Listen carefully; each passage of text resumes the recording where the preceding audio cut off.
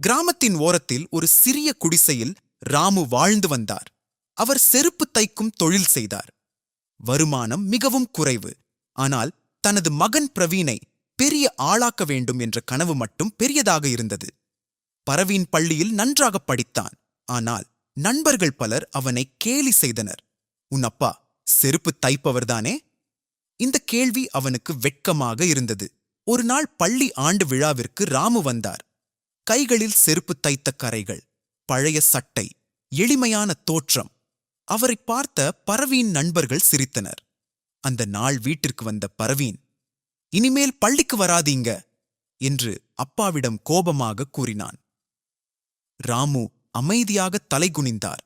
ஆனால் மகனின் படிப்பில் எந்த குறையும் வரக்கூடாது என்று இன்னும் அதிகமாக உழைத்தார். இரவு நேரங்களிலும் செருப்பு தைத்து பணம் சம்பாதித்தார். ஆண்டுகள் கடந்தன. பரவீன் ஒரு பெரிய நீதிபதியாக ஆனான். ஒரு நாள் நீதிமன்றத்தில் ஒரு சிறப்பு நிகழ்ச்சி நடந்தது. அதில் என் வெற்றிக்கு காரணமானவர் பற்றி பேசும்படி கேட்டார்கள்.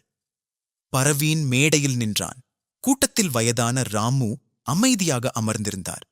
பரவீன் பேச ஆரம்பித்தான். நான் சிறுவனாக இருந்தபோது என் அப்பாவின் தொழிலை பார்த்து வெட்கப்பட்டேன். ஆனால் இன்று நான் பெருமைப்படுகிறேன். ஏனென்றால் என் அப்பா செருப்புகளை மட்டும் தைக்கவில்லை, என் எதிர்காலத்தையும் தைத்தார் என்றான். அரங்கம் முழுவதும் அமைதியானது. பிறகு பலத்த கைத்தட்டல். பரவீன் மேடையிலிருந்து இறங்கி தனது அப்பாவை அணைத்துக்கொண்டு அழுதான். ராமுவின் கண்களில் பெருமை கண்ணீர் வழிந்தது. நீதி. பெற்றோரின் உழைப்பு சாதாரணமாக தோன்றலாம். ஆனால் அதன் மதிப்பு அளவிட முடியாதது.